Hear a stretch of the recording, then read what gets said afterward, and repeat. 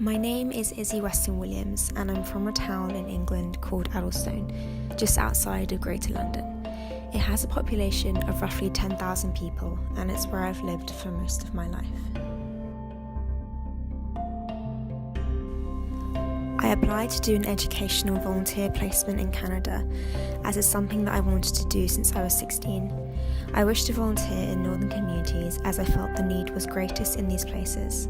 I also wanted to pass on my love of learning and reading to other students, and loved the idea of living in a community and culture that was totally different to anything I'd experienced before.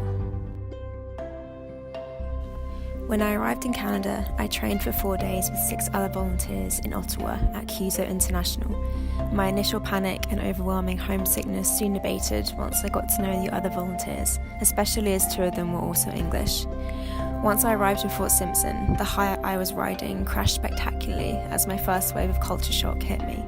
It took a month or so to feel settled in my new home and to start to feel part of the community. The differences between the north of Canada and my home in England are vast. The dry cold was something I'd never experienced before, and an aspect that my body is still rebelling against.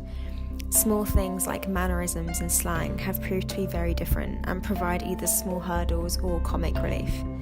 Other cultural norms have been harder for me to overcome, such as hunting and the use of animals in the Canadian way of life. Once I started to do things in the community that took me somewhat tentatively outside my house, I realised the possibilities of living in the north, and I slowly felt my anxieties melt away.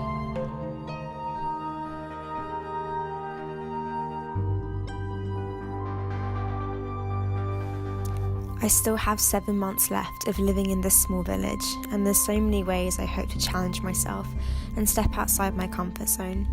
I feel so privileged to be able to experience a different culture and a different way of life, and I know I won't be the same person when I finally come home.